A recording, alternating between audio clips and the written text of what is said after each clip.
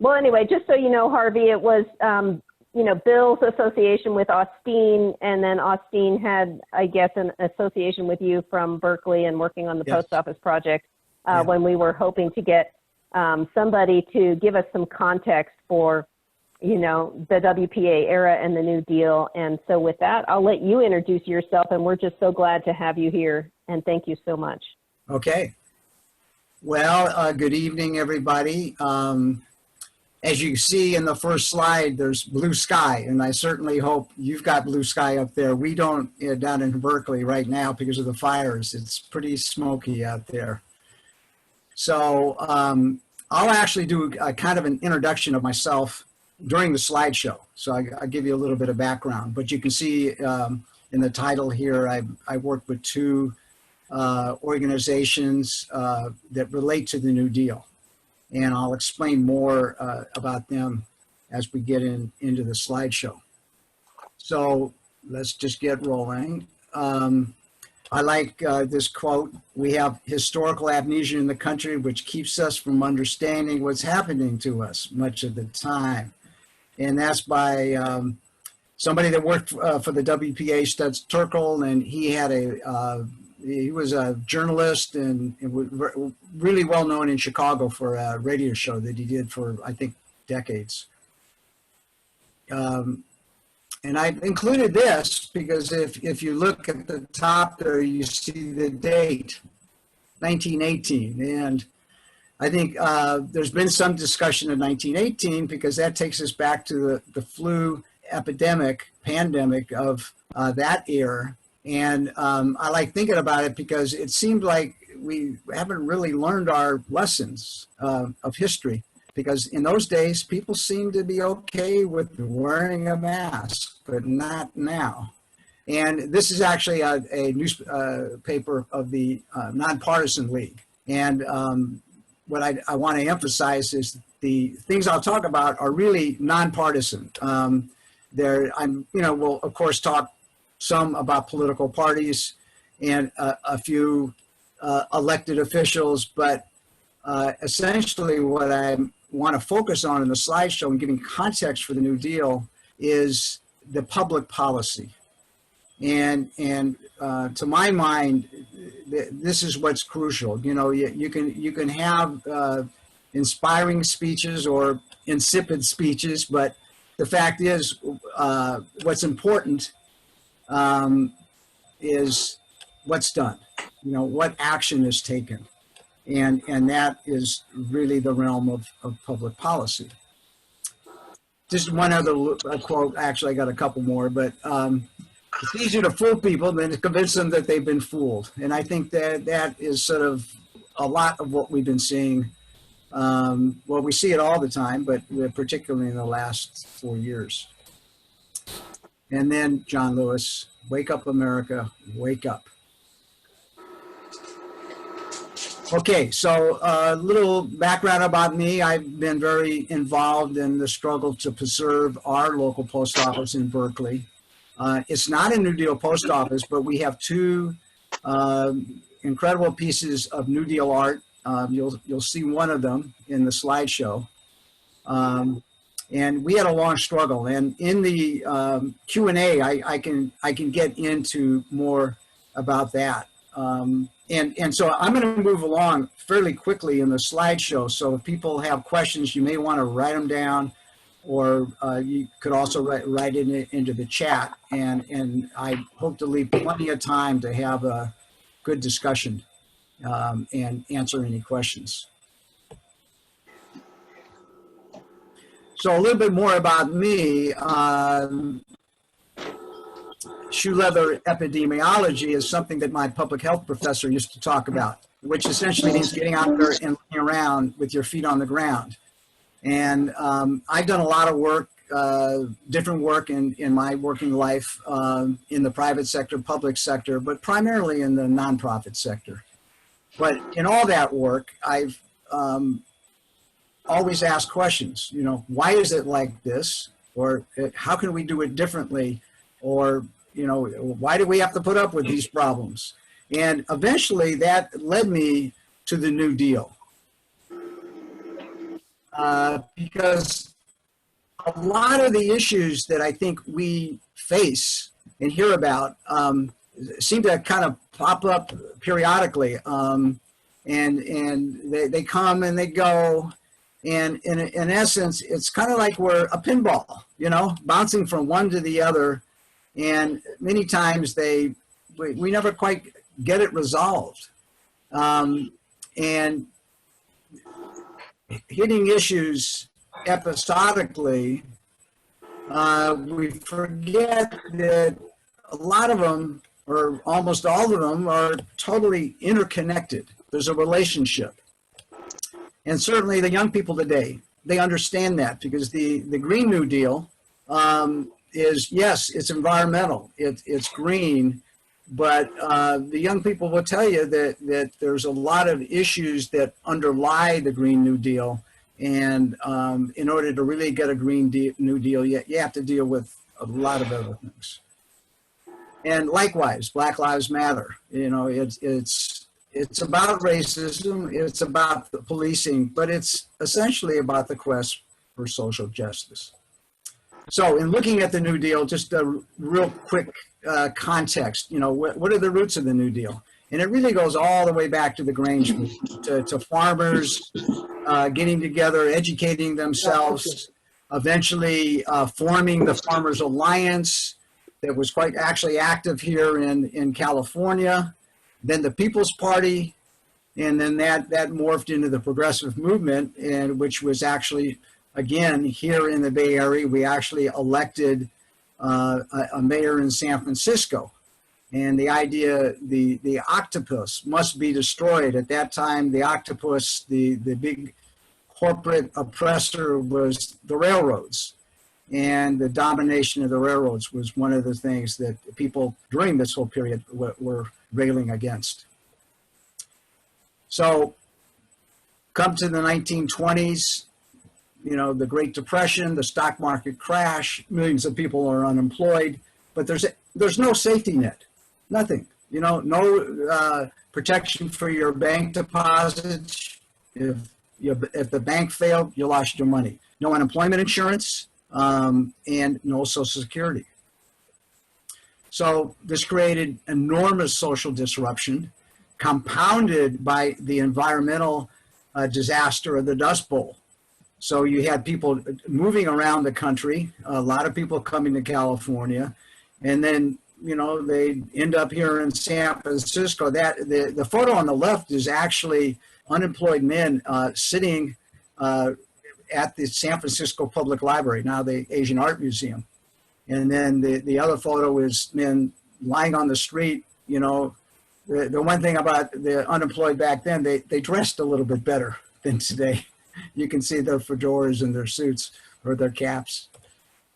So Franklin Roosevelt ran really at the height of the Depression, and in the run up to the election, he pledged a New Deal for the American people. At that time, it was not uppercase New Deal, because it was just this expression that caught on. And you see him here in the inaugural vehicle with Eleanor, because we really can't talk about Franklin without talking about Eleanor. And the phrase that, to my mind, sums up best what the New Deal was about, that really explains it at its core, is this one: the test of our progress is not whether we add more to the abundance of those who have much, it is whether we provide enough for those who have too little. So think about that for a moment. And think that if we take that phrase and turn it on its head, it's essentially the public policy that we've had for the last 40 years. And again, whether it be a Democrat or Republican administration, and I'll explain that a little bit more in a moment. So what was the New Deal? So in the first 100 days, there were 15 major pieces of legislation passed. It's right now kind of unthinkable because we can't seem to get hardly anything out of the present Congress. 15 major pieces within 100 days. And I'm just going to highlight a few of them. The very first one, after Roosevelt stabilized the banks, he did a program for young people known as the Civilian Conservation Corps. It employed 3.5 million young men over its lifetime. They planted, amongst many other things, 3 billion trees. And in Placerville, there were camps, as well as Mosquito, which is northeast of Placerville, and Calder, which is southwest of Placerville. I could find the Mosquito Creek, I guess, and I'm assuming the camp was up there. Calder, I have no idea, and maybe some of you know where Calder might have been. And this, if you're interested in this, I discovered this photographer, B.A. Van Cise, who discovered in his grandfather's closet, I guess his grandfather was gone at that point, a photo album loaded with photos. And he took it upon himself to do a project, worked with the Forest Service, and actually found the locations of, I think, about 80 photographs. And so this is Camp Mosquito overlaid on a contemporary photo of the site where Camp Mosquito was. These are not guys from Placerville. I kind of forget where they're from, but there's kind of a surly crew here. And I like this photo because it highlights the fact that these young men that came in, a lot of them only had elementary school education. They were undernourished, and they didn't really have working skills. And what the CCC gave them was an education, lots of working skills, and showed them how to work together, and also their health improved enormously. And a lot of scholars attribute our initial readiness for World War II to the fact that we had this corps of young men that were ready because not only physically, mentally, and with skills, but the armies, the U.S. Army ran the CCC camps, so they were used to some kind of Army discipline.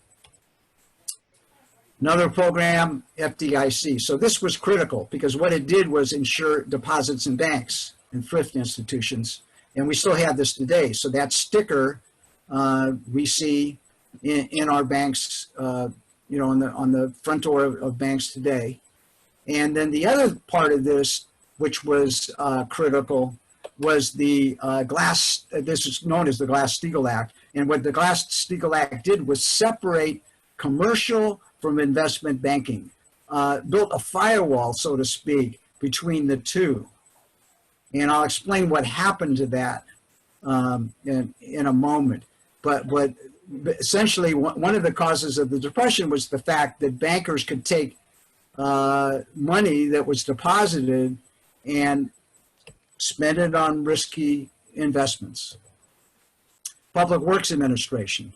And generally, the PWA did massive projects, like the Bay Bridge, and in just the period of 1933 to 38, built over 17,000 buildings. The building on the lower left is actually Berkeley High School. And I focused on the science part because I guess we've taught science at one point, and now I kind of wonder, how much science education we're getting across to people. So then, after the 100 days, again, I'm just going to focus on a few programs because there were many more. I didn't get into 15 programs with the 100 days, and these are highlights. So the FCC, this was important because it regulated this new medium of radio. Lots of housing projects, and the FHA gave loans, and there was even a program to modernize storefronts called the Modernization Credit Plan. Now there was a downside because the New Deal wasn't perfect. One of the things that it did was codify some racist zoning because most cities had racial covenants and zoning that was set up that discriminated. And the New Deal actually, under the FHA, made this a practice that wasn't undone until 1968. So essentially what the redlining meant was that the zones that were supposedly risky investment areas were places where you couldn't get a loan. Also rural housing, and the Farm Security Administration tried to deal with the fact that a lot of people were coming into California looking for work, and there were camps that were set up. This photo is the Weepatch Camp and School, which is part of some of the buildings have been preserved. This is an original building. You can see behind the building on the left, this is still a migrant camp, an active camp. This is also well known because of the fact that this is the camp that John Steinbeck visited when he was researching the Grapes of Wrath. One of the things the FSA also did was hire photographers. And so these photographers went on to fame. Some of them are included Dorothea Lange from Berkeley, Arthur Rothstein, Russell Lee, Gordon Parks, Walker Evans, and many others. Then we got the WPA. So a lot of people, amongst all the alphabet soup of agencies, they know the WPA. And this is an example here of the Institute for Forest Genetics in Placerville. And this is just, one example of many, many buildings. Over 40,000 new buildings and other infrastructure were built by the WPA. It employed 8.5 million people. And generally it was smaller projects. The PWA generally focused on the bigger projects. Also had this special component called Federal that focused mainly on the arts, art, writing, theater, music, and historical records. Then there was the NYA, and this was to keep young people in school because a lot of young people were trying to help their families. So they drop out of school to work. Sometimes they ride the rails and look for work in other parts of the country. And this was not good for young people. And so a program was set up that was both work study and part-time work for both high school and college students. And for those that were out of school, there was also vocational training. This is just one example, and this is just to emphasize the fact that the New Deal was able to build, in the depths of the Depression, truly low-income public housing. And now, despite our, booming tech sector, we can't seem to figure that out. This was a huge change in relations between management and labor, the National Labor Relations Act, known as the Wagner Act, and that gave the workers the right to organize and bargain collectively. And the photo shows a sit-down strike in Detroit, and the workers took these rights seriously, and they were able to improve working conditions, benefits, and wages because of the NLRB. Social Security, I think many of us love this program. The welfare provisions, social insurance, and unemployment insurance. Now, Public Works of Art project. What I want to explain is that there were 4 major New Deal art projects. We tend to kind of generically lump them together under the WPA. But the first art project, which was short-term 1933 and 34, was the Public Works of Art project. This was under the Civil Works Administration. I give this example here by the artist Glenn Wessels because he spent the end of his life in Placerville. But he was a well-known Bay Area artist. He did this work for the Laguna Honda Hospital. And the PWA is also known for the first, or San Francisco is known for the first PWA project, major mural project at Coit Tower. This is the Treasury section of Fine Arts, the section. So this is the mural in Placerville, or a portion of it, in the post office. And the mural, it's it portrays the Forestry Institute of Genetics, and it was actually done under the Treasury Department section of Fine Arts, which meant that it was a commissioned work. The WPA artist and the PWAP artist worked on a wage basis, but this artists were selected under this program and they were paid a commission, a lump sum. This is the Treasury Relief Art Project, also a Treasury Department, which did a lot of the post offices and federal buildings, either Treasury Relief or the section of Fine Arts. This is the example of the upper portion of the mural in the Berkeley Post Office. And what these murals did, I think we have two good examples of post office murals here. Berkeley had focused on local history. And so this is the sort of the earlier period on the top. On the lower portion, it gets into some of the, a little bit of the later history. What the mural in the Placerville post office portrays is a lot of times the postal murals will portray local industry or a local project like the Forestry Institute of Genetics.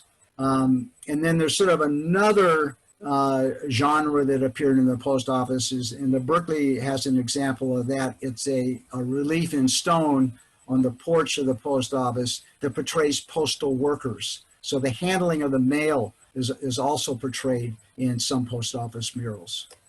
So then we've got the WPA, and I've just got a couple of examples here.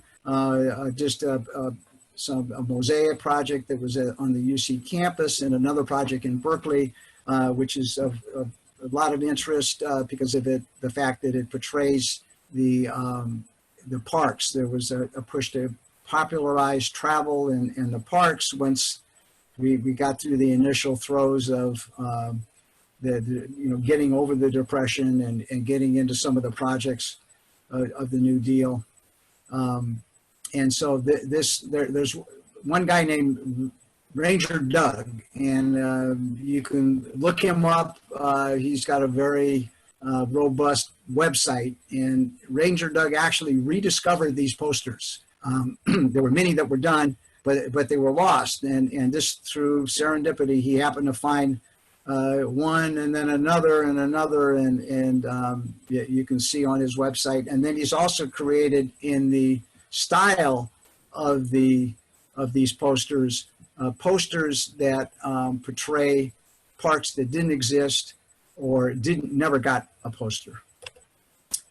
So this is another example. This is actually a Treasury piece too, in a post office in St. Helena. And I put this up just to show, because obviously when we look at this, we see these workers do not reflect the workforce of today. And many murals, there have been controversy about murals, and we could talk about more of that when we're done with the slideshow, but one of the ways to address this is the way that they did in St. Helena. An artist painted a response mural to portray 60 years, almost 60 years later, well, what does it look like now in Napa?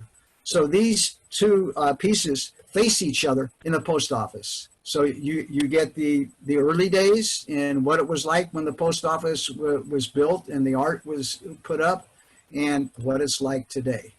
So they play off of each other.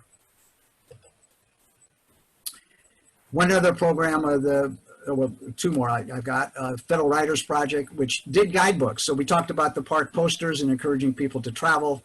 And so the guidebooks are incredible, one for each state and some for cities. This is on the 75th anniversary of the city of Berkeley. And they're amazing works, and many famous writers worked on them locally. In fact, Kenneth Rexroth worked on the California Guide, and they are essentially a literary AAA book, because the guidebooks, and they're still being published, because they do take you from point A to point B, like a AAA book would be, but they're loaded with history, photographs, and artwork. And then there's the Federal Theater Project. And this is an example of a play that ran in San Francisco, but also with the World's Fair. One of the performers was Ruth Actie, a young woman from Berkeley who later went on to become the first African-American teacher in the city of Berkeley. And then I'm kind of ending up with the overview of the New Deal with the World's Fair. And the World's Fair on Treasure Island in 1939 and 1940 drew people from all over the world, all over California. And I'm sure many people from Placerville made the trek down to Treasure Island to see the fair. It was quite an event.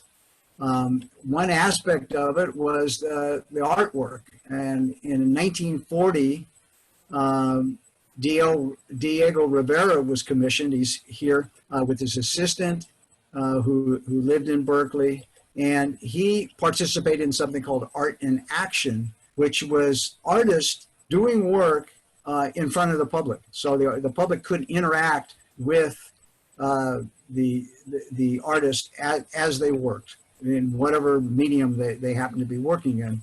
Now, Diego Rivera was up on a big scaffold, so he had interpreters. One of them was Mineo Kubo, a graduate student and also a WPA artist.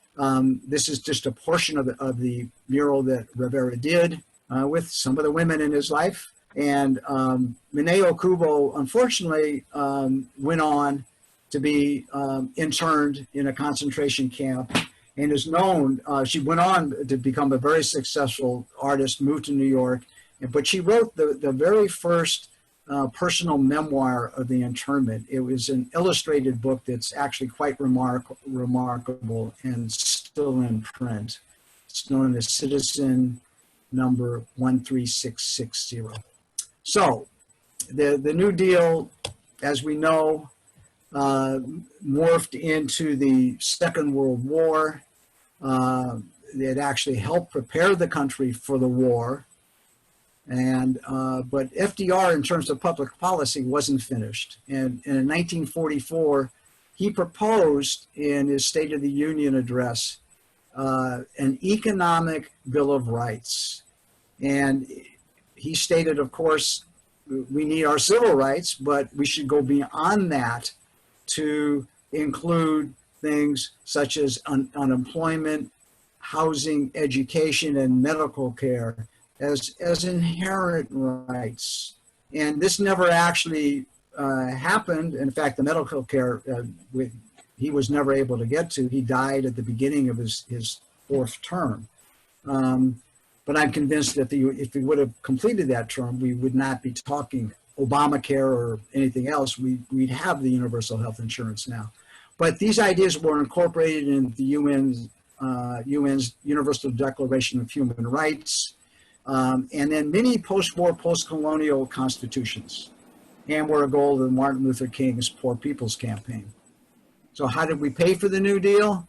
Well, it was definitely deficit spending, but that put people to work, and there was obviously a demand for materials, and the workers in turn needed consumer goods. That revived the economy, and then increased the tax base and helped reduce the deficit. So it's kind of a feedback loop.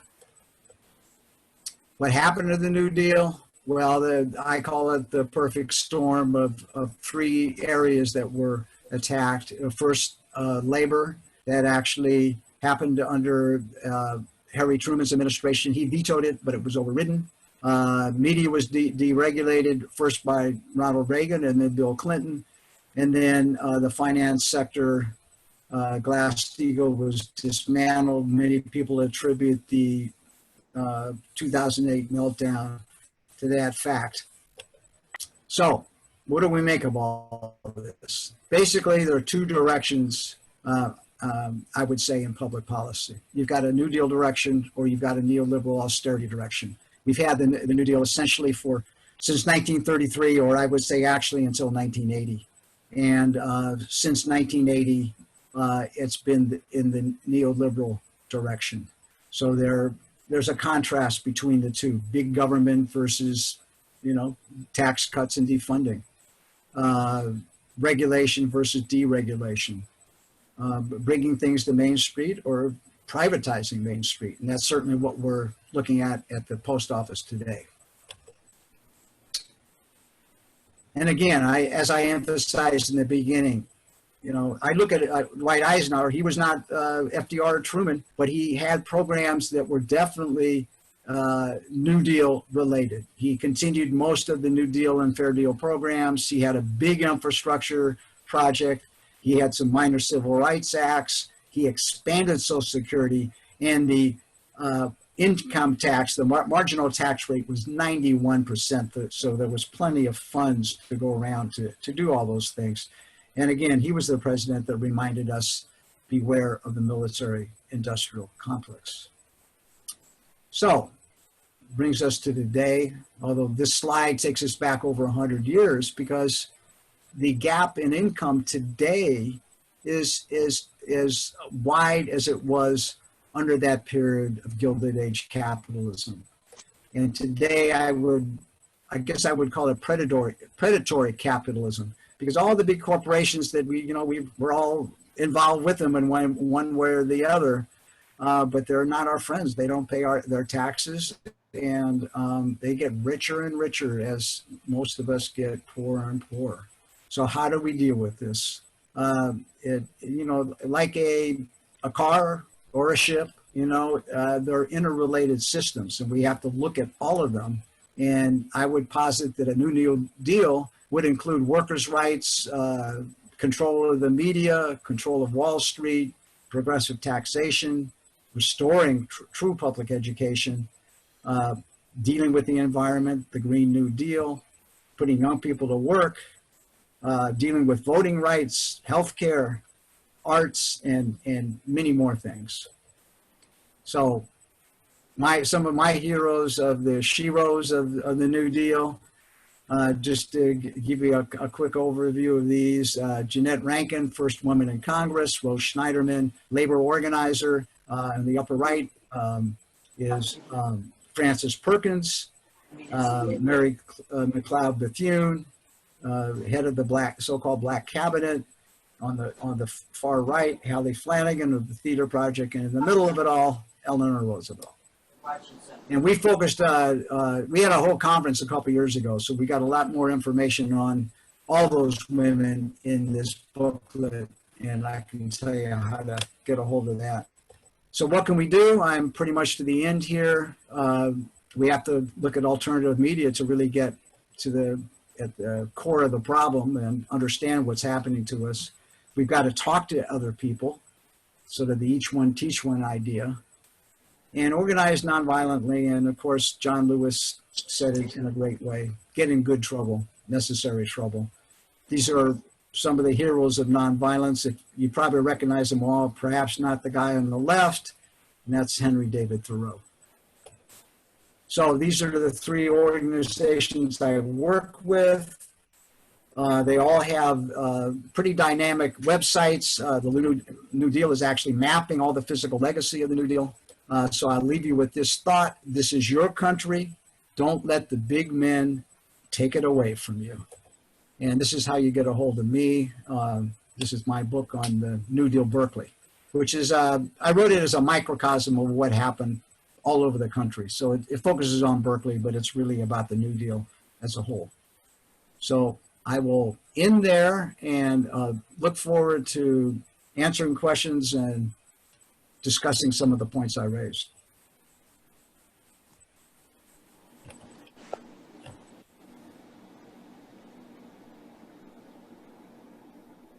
Oh, I'm so sorry. I was just starting to say thank you so much, and I had myself muted, but that was just an amazing lead in. We so appreciate you taking a look at some of the New Deal era things in the Placerville area, the Institute of Forest Genetics and the CCC's camps, and that was just great to bring all of those things in. And for us here, part of our whole gold rush story, we're trying to expand it to this gold mining period that actually ends in kind of the call to action as far as supporting the war effort. And so we kind of take this through, through that whole war production, end of non-essential gold mining.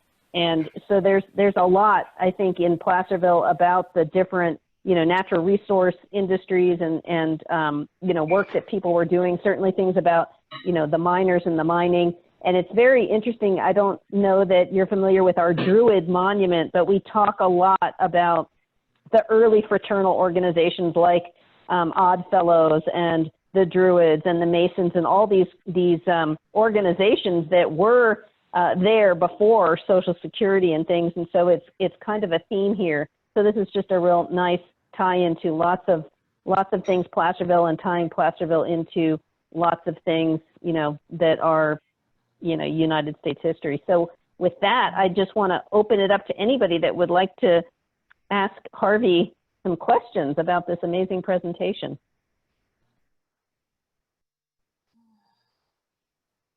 And I enjoyed the presentation very much. And I'm going to be looking for your book at the Bookery. And if not there, I'll try Amazon, but the Bookery first. And you can also go directly to Arcadia Publishing if you want to avoid Amazon. Okay, Arcadia Publishing. Yeah. Oh, thank you. No, I enjoyed that very much. And my grandfather was in the CCCs. Oh. Yeah.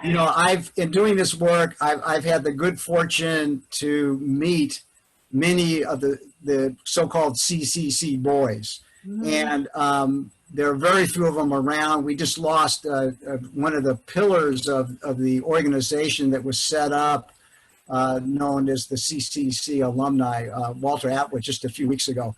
But I've had just wonderful experiences talking to these guys and hearing about the work that they did. So it's quite a history, and I think you're lucky to have a family member that was involved. Yeah. Wouldn't it be great to have a public works program like that today? Absolutely. I actually, I was at a conference in the National Park Service, and I was saying, the Park Service should really advocate for this, because it would not only deal with the fact that they have a huge deficit. Now, finally, there was a bill passed that looks like it may deal with some of that deficit, this Great American Outdoors Act. But that's a big problem for the Park Service. But it also would solve another problem, and that's youth unemployment. Yep. And we've got a huge problem, well, obviously now a huge unemployment problem in general. But we need to bring back programs like that, whether it be young people working, in the environment, in our forests, in our wild areas, or doing other things that are WPA like going out and doing contact tracing for coronavirus. There's a great need out there that could be filled by these similar programs. Yep. Think about the lack of forest management that is leading to all of these catastrophic fires. If we could have a works program that would help bring these young people into develop a work ethic, give them some purposeful work, give them some skills, pay them a wage, take care of their needs while they're working in the project, and then maybe give them some vocational training to go on afterwards and become productive members of society, like my grandfather did. He worked on the works project, and then he went home and became a very successful contractor and raised a family and lived a very full life. But it was an opportunity during the Depression for him to go out and get that work experience. Well, there actually are programs, there's the California Conservation Corps, and there's local conservation corps. We have 4 of them here in the Bay Area. And some of them actually do send young people out, to work, do brush clearing and things like that.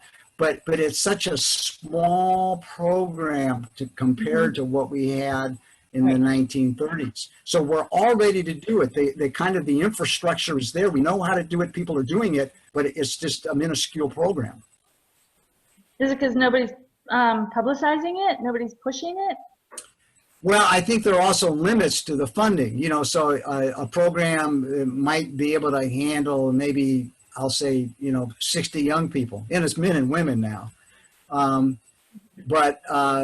know, the CCC was a major, you know, federal program. You know, it had major funding, it help from the Army, and they were able, they did an enormous amount. I mean, I say 3 billion trees, but there was many other things they did. They built roads, you know, they put up telephone lines. They did amazing things. And of course, our park infrastructure at the federal, state, and local level was built out by the CCC. And it was heartbreaking because we just lost in Santa Cruz a CCC campground with a major park building included in it in Santa Cruz. So, but we're still utilizing, you know, we're still using this infrastructure that was built by the New Deal today. And we have actually, we also have fire lookouts. The fire lookouts, a lot of them were also CCC projects, which is another important tie-in here. Yeah. Do you have some in Placerville? Well, we do out in the El Dorado National Forest. Yeah, we have some historic lookouts still out there. Well, one little connection, because you said your history kind of runs up, you know, to the war. I understand the Mosquito Camp was converted during the war, and it became a camp for conscientious objectors. So it was utilized during the war. Wow. And I'm assuming they probably did conservation work also out of that camp. I wanted to ask you, Harvey, actually about I think you said Farmers Alliance. There was some kind of farmers reference when you were talking about the roots of the New Deal. Just because I mean, one thing about youth here, one incredibly powerful group is the Future Farmers of America, you know, youth group. They're very big organization here, but also just, you know, all the agricultural connections here are really strong. And I just thought the farmers, you know, roots of the New Deal might help people connect with this.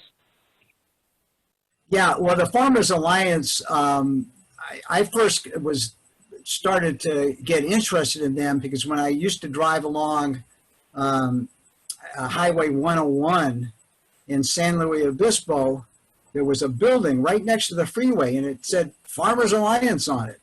And it had become the co-op, I think, for the almond growers in that area.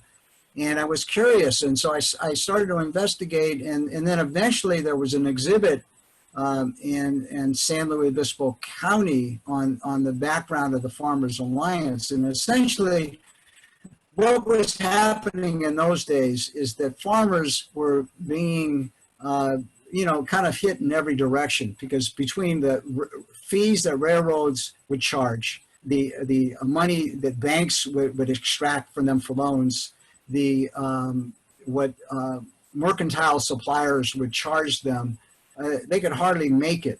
And finally, people started to say, look, you know, we've got to do something about this because we can't make it.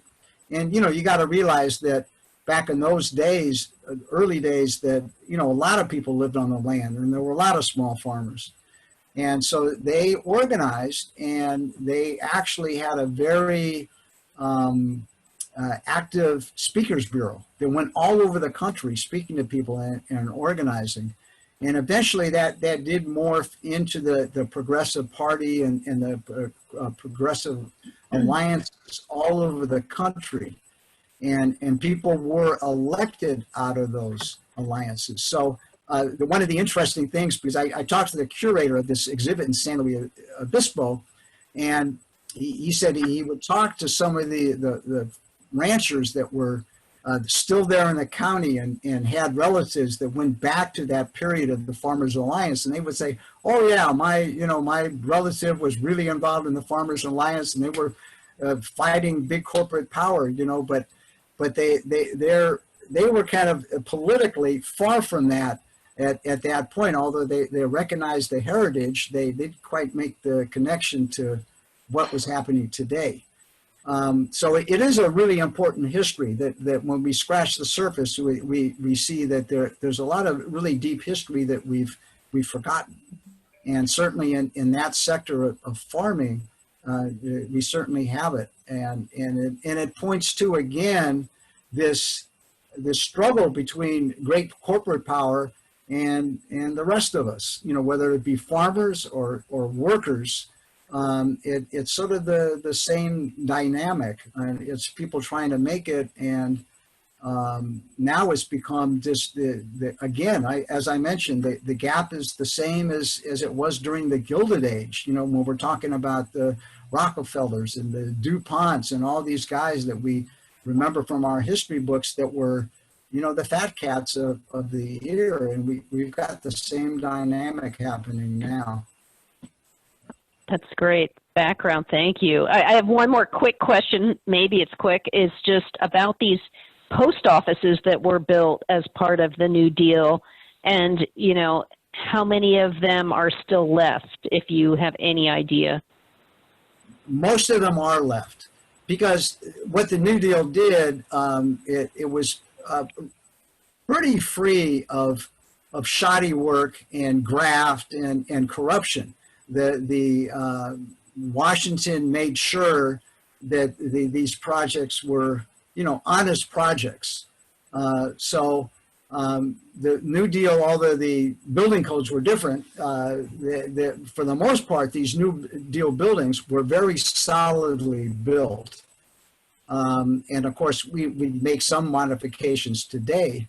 Just to give you one example, some of you may be familiar with our Caldecott Tunnel here in between the East Bay and over the hill, Contra Costa County.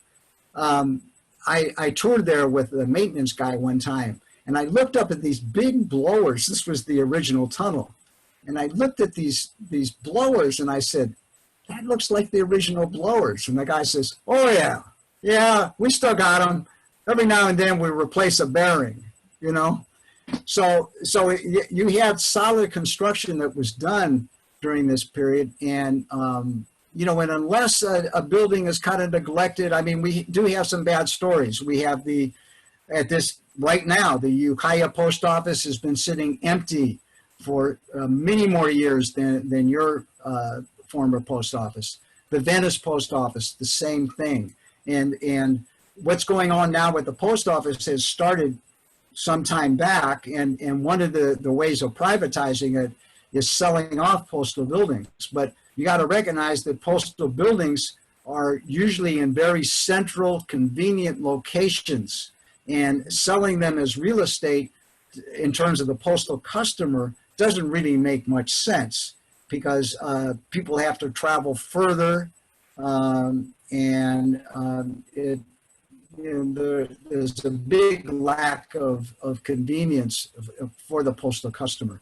And they're landmark buildings. The other thing is when they get sold, and I could go into the intricacies of why the government is able to sell them to private parties, but the fact is we've all paid for these post offices. They're ours. Our families paid for them, So how is it that the U.S. Postal Service, which is sort of this hybrid of a public and private entity, able to take what's ours and sell it to a private party? So it raises a lot of questions. But the New Deal built, I think, roughly 1,100 post offices, most of them with artwork. And most of them are still around, and many of them have been, converted, but many still function as post offices. Very, very interesting. Who else has questions for Harvey? Yeah, Harvey, this is Bill. You're probably familiar with the Rincon Annex in San Francisco. I sure am. That mural is, I had a tour several years ago with a historian in San Francisco named Chris Carlson. And he gave a group of bicyclists a tour of that on a cold winter day. That sounds like Chris. Yeah, right. I was amazed at the murals in that building the first time I had seen them. This was probably about 4 years ago. And that's a success story, because that could have been torn down, and it went into private hands, but Yes. they did very nicely. Do you know much about the theme of that mural? Could you speak a little more than, you know? Sure. Yeah, one of the incredible things about the New Deal art programs is that they hired a lot of women, and they also hired a lot of immigrants. So one of those immigrants, Anton Refugier, who was originally from Russia or the Soviet Union, he painted that.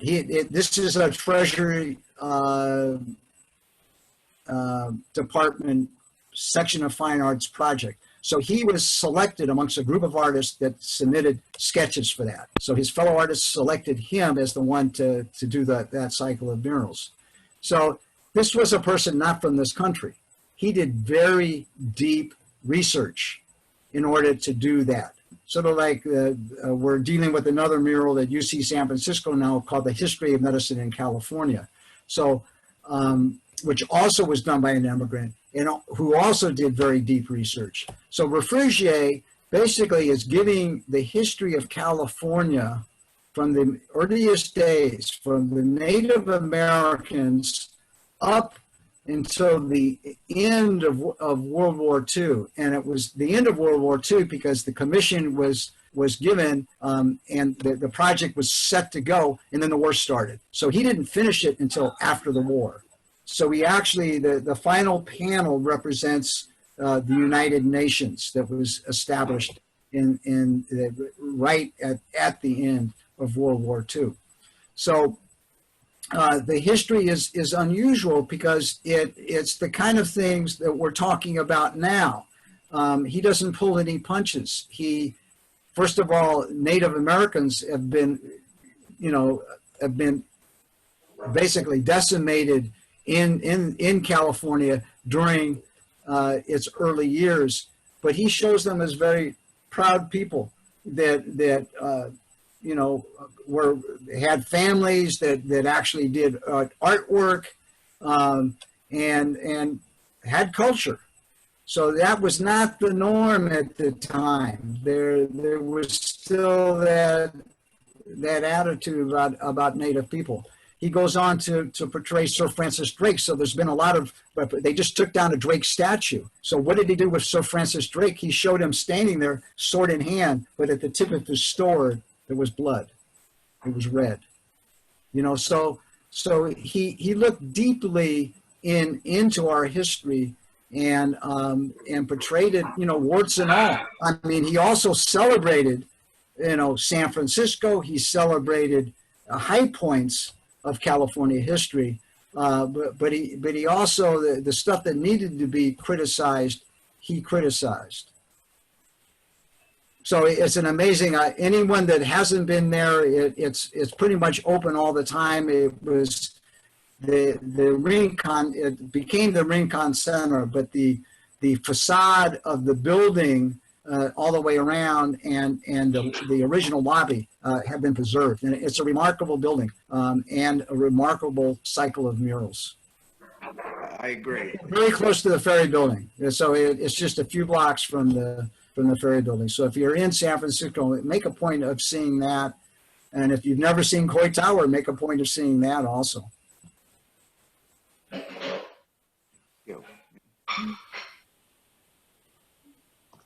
Other questions or comments? I see someone's. That's Caitlin here. Okay. So you mentioned a few different photographers that documented the programs, and of course we regard those as really important now, but what was their motivation of taking those photographs then? Why did they feel it was such an important part of it? Okay, there were actually a lot of different photography programs. So the WPA actually had a program too. And there was one woman, for example, named Berenice Abbott, who did a study of New York City. She actually took pictures of buildings that she thought were threatened and buildings all over the city. And then they had other projects to document buildings. But the program that I highlighted was the one that was under the Farm Security Administration. And the federal government was very aware that farmers were having a tough time. So, the drop in prices affected them. So it's hard to make a living on the land. And then the drought and Dust Bowl complicated all that. And so there were different ways the government tried to deal with it. One of it was, improved farming methods. That was part of what they did, building dams or check dams to control flooding. And actually teaching farmers to do, believe it or not, they were not doing contour plowing. So if there was a great flood of water, farmland was just washed away rather than utilizing contour plowing, so that would be avoided. So they wanted to document what was going on. So they sent photographers out to rural communities all over the country. And they documented what was happening. So it was Dorothy, it was all those that I mentioned and others that went to every corner of the country, went to Puerto Rico. There was a photographer named Jack Delano that went to Puerto Rico, and they documented life as it was happening in the areas that they would go. But there was also photographers that just did, photographers that worked for the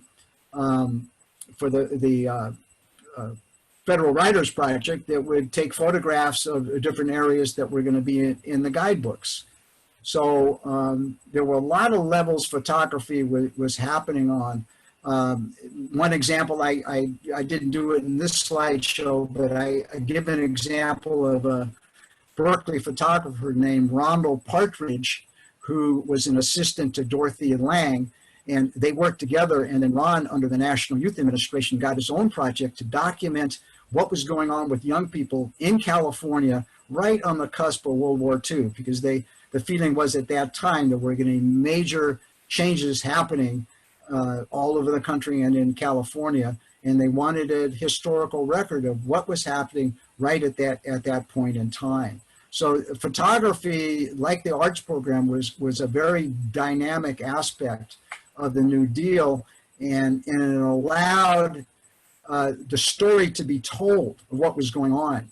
One of the things that I've looked at is, we had sort of a New Deal program with the Reinvestment Act under President Obama, but what Obama didn't actually do very well was tell the story of what was happening. If there had been an active photography program along with all the projects that were happening around the country, I think people might have looked at it or cherished it a lot more than they actually did. It sort of came and went, the projects happened, but it wasn't shown to people as it was happening. Because photography can be, as you know, very powerful. We have, for example, a local photographer that documented the building of the new Bay Bridge from when the guys were down under the water, doing the footings all the way to the very top. And it's a remarkable story to document that. And that was kind of what the New Deal was doing. It was showing both in still photography and in film what was going on and what it was trying to accomplish. Yeah, and you can see a lot of this online. I mean, again, we all own this photography. So you can go to the Library of Congress website and look up the photos. You can download them. You can print them. You can have wonderful prints that were done during that period because they belong to all of us. So we're just coming up at 7, and I guess I just don't want you to leave us without sharing a little bit about the Berkeley Post Office, just that whole journey that, that everybody was on. And I just think it's so amazing that the U.S. Postal Service actually sued the city of Berkeley. Yeah, it's kind of an amazing story. When we heard about it, we were totally shocked. We love our building. It's over 100 years old. It's modeled on an Italian Renaissance building, and you saw the facade in that one of those initial slides. It's an incredible building, and it's got these two pieces in New Deal art. So that's what drew us involved with the New Deal to the issue. So we organized and we pushed, and there were hearings, and we could see that the deck was kind of stacked. The shocking thing was that the U.S. Postal Service used to have its own real estate division, and it somewhere along the line hired a private contractor, which turned out to be the husband of Dianne Feinstein, Richard C. Blum. And we were kind of shocked. I mean, this seemed like a huge conflict of interest, but there it was, So they were trying to sell these post offices because supposedly the post office has a deficit. That's a whole nother story because the deficit is artificial, and it was created by Congress, and it is part of the push to privatize the Postal Service. Because you got these big operators like FedEx, UPS, and people like Louis DeJoy who were invested in postal companies that want to privatize it. They don't want to kill it, but they want to skim off the best business for themselves. So that's the backdrop. So what happened in Berkeley is that the post office got the Justice Department to actually sue the city. And they said that they were interfering with their ability to sell their building. Okay, that's a little weird to begin with, their building. Okay, it's our building.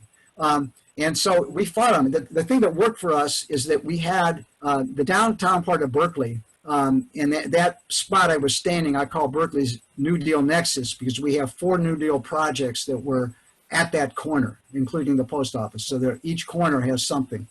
But that's part of Berkeley's Civic Center Historic District. It's registered, it's a registered National Historic District under the National Park Service, Interior Department.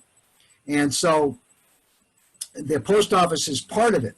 When it was created, the post office was included in the historic district.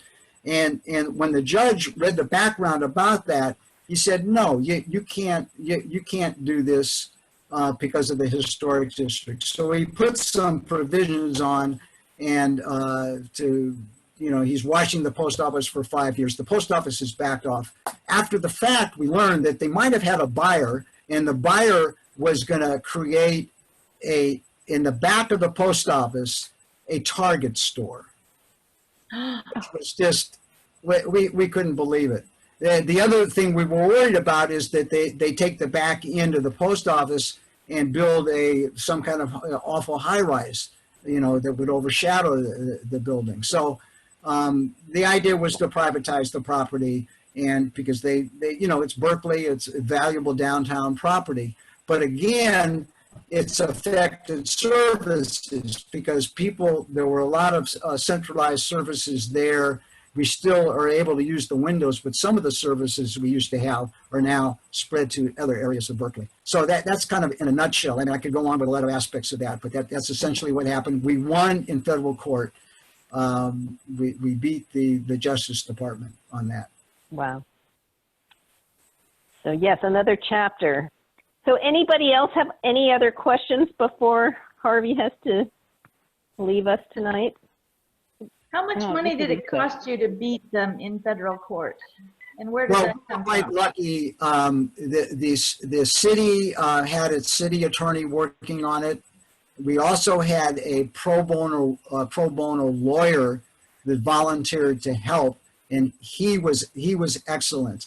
And then we had the lawyers from the National Trust for Historic Preservation that were also involved. So they're a big, nonprofit. So they assigned some lawyers to work on this. So we actually had a legal team, and fortunately, the citizens, we paid through the taxes, to the city for that lawyer, but there wasn't like a small nonprofit that somehow had to come up with thousands of dollars to fight this.